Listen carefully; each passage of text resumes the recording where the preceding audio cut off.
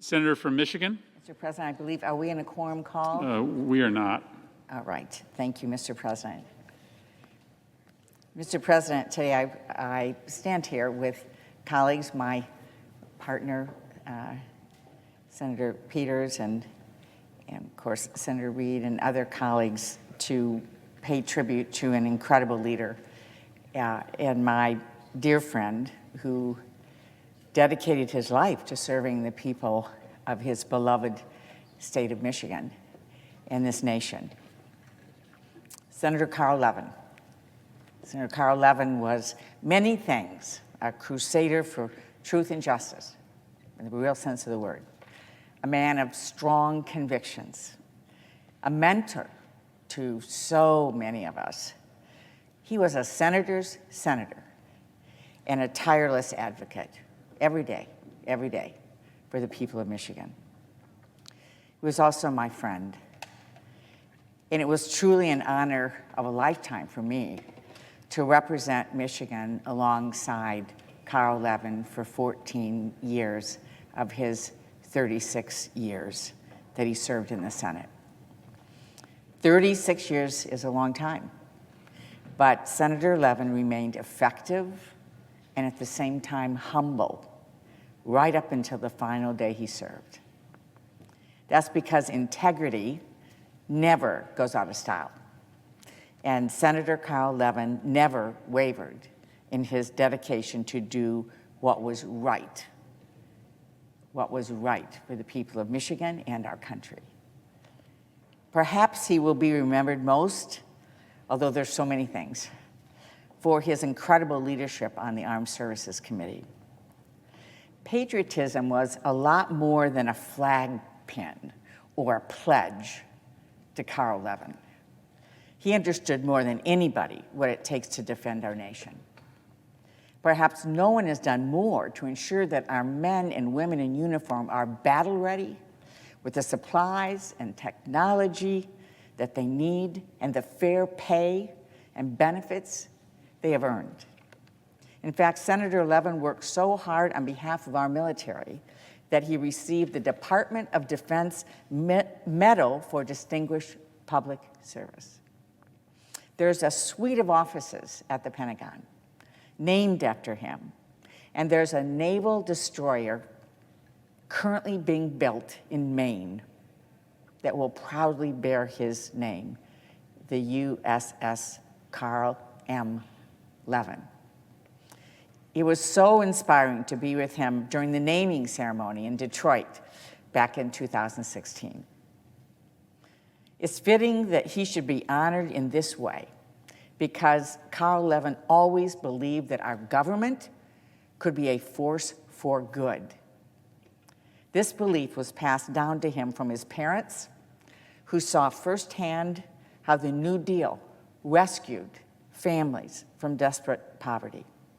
A young Carl Levin admired Harry S. Truman, especially Senator Truman, who drove cross-country investigating defense contractors who were committing fraud and wasting billions of dollars.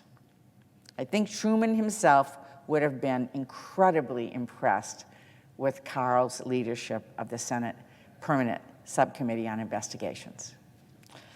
A former civil rights attorney, Carl Levin relished the chance to cross-examine those he suspected of ripping off taxpayers and the public. His committee room was never a literal trial by fire, but he certainly turned up the heat on unscrupulous executives, special interests, or anybody who tried to get rich at the expense of everyday Americans. Those executives were sweating because they knew that Senator Levin had done his homework. He'd dig so deep, he'd know more about what they were going to say than they would.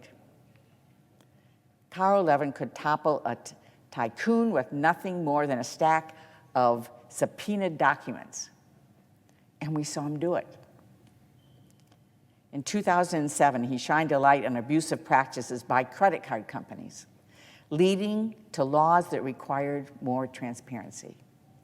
Even today, Your credit card statement contains more disclosures, more information, thanks to Senator Carl Levin. His fellow Michiganders got to see a kinder, gentler side of Carl as well, and I know we did as colleagues. And I'll never forget how his eyes sparkled when he smiled, with his glasses down at the end of his nose. His heart was always in Detroit, where he was born and raised and lived his entire life. Meanwhile, his soul was nourished by the tranquility he found in beautiful northern Michigan and the Upper Peninsula, especially Isle Royale.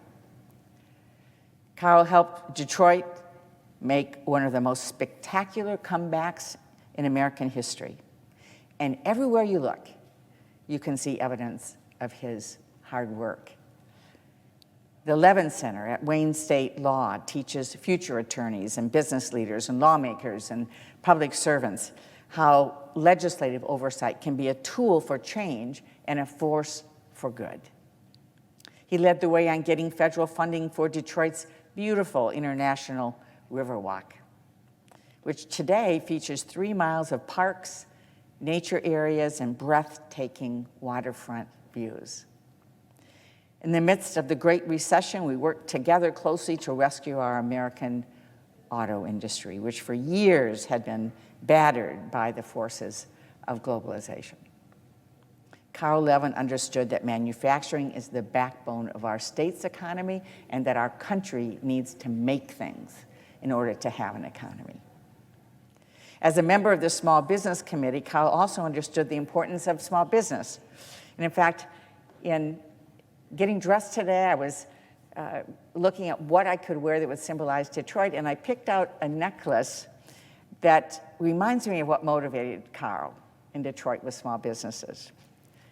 Amy Peterson is a Detroit entrepreneur who wanted to empower women who have employment barriers, and Senator Peters and I have both visited her shop. So in 2013, she created Rebel Nell jewelry out of graffiti that had fallen off of walls and sides of buildings.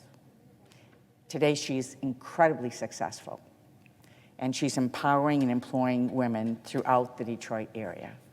Carl loved efforts like that, championing small businesses, folks that wanted to, one after the other, have an idea and get it going. Carl also understood that our landscapes, our soil, our water are part of our Michigan way of life.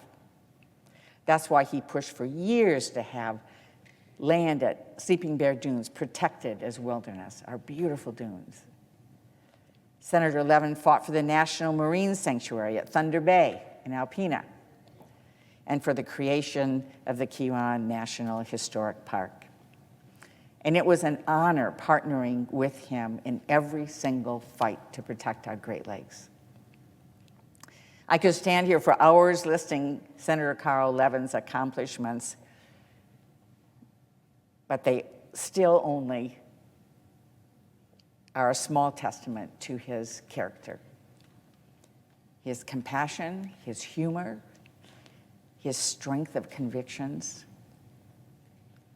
President Truman once said, "Make no little plans. Make no little plans.